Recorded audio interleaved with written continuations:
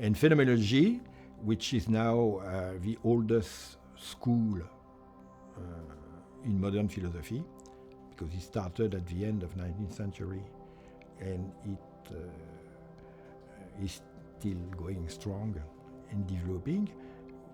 And there is no other philosophical tradition which has lasted so long in the field, because the analytical philosophy and so on is now really no more united in a common project. But even deconstruction is, as hermeneutics, directly connected to phenomenology. So phenomenology is still consistent. And as it is, it looked to me very clearly, very soon, as a consistent and reliable way of thinking, I shift to phenomenology. Phenomenology is a really remarkable field of study. First of all, a method in philosophy. It's one of my favorite questions to be asked, and I think every time I give a different answer, and that just shows the breadth and possibilities involved in its method. So phenomenology, as the word suggests, is, you could call, the science of phenomena. And in that respect, the science of science, the science of human experience, and ultimately the science of meanings and signification. So, for instance, I have these coffee mugs in my hands, and I drank out of this one this morning, some good triple berry tea at a good friend's home. And this one also has great meaning.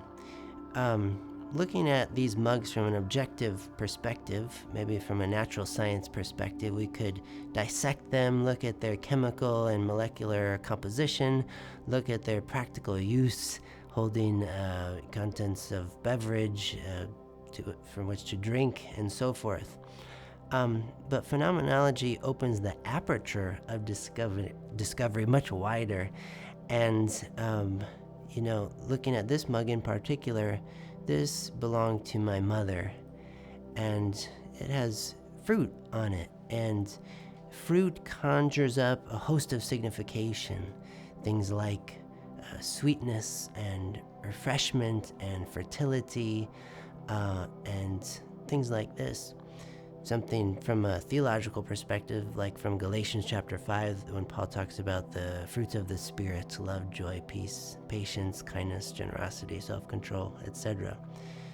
My mother died of liver cancer in the year 2013, and one of her good friends, Cinda Muldoon, prized this mug upon my mother's death and wanted to keep it. And the handle keeps breaking off. And Cinda continues to glue the handle on, not wanting to give up the mug and to drink from it, because remembrance is involved in this mug for Cinda. Remembrance is involved in my experience of this mug as well. Another thing that impresses me about this mug as a phenomenon is its fragility. As I indicated before, this handle has broken off many times and been superglued back on, and then used to drink from and to remember with. On the inside of the mug, you have stains of tea and coffee, whatever was in here. That too is meaningful. And so when I think about this mug having belonged to my mother, it's a kind of residue of her life that remains. And this perception and this meaning in my encounter with this mug, almost like a relic of her life, a sacramental encounter with her. And I think what's signified for me in gluing the handle back on the mug and continuing to use it, again, is the frailty and fragileness of our human life, our human existence, that we're breakable or radically vulnerable beings, and we can be wounded, and we are wounded, and we all have something of brokenness in our history, in our past. But there remains the possibility that pieces can be put back together. And this is what we call the phenomenon of forgiveness, for example, or also the phenomenon of resurrection. When it comes to resurrection, it stands to reason that resurrection would happen, at least could happen, because in the beginning, life, not death. Because we are alive, because we experience life, life is from the beginning, and we're granted a share in it. And even if there's a rupture in this life, say biologically speaking, relationally speaking, any kinds of ways, there remains the possibility of healing, of merciful forgiveness and reconciliation, because the gift has been given in advance.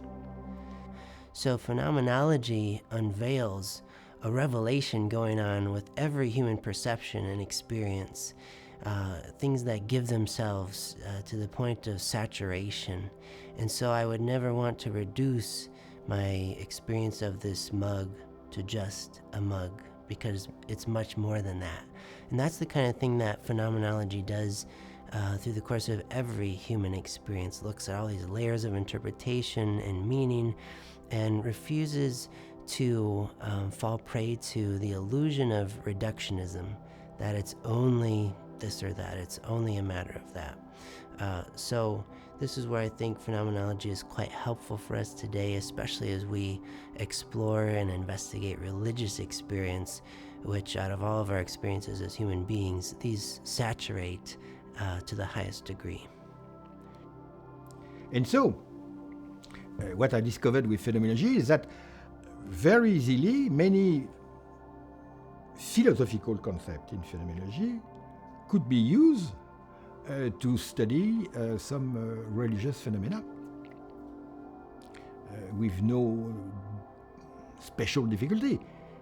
If you have a theory of intersubjectivity as that of Husserl, you can use that to explain parts of Christian creed.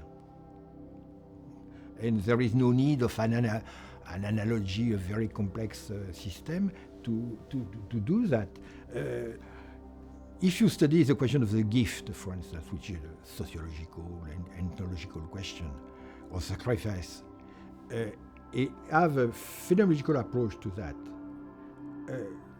You are very close to the rationality of love and agape in Christian thought. So there is a lot of other examples.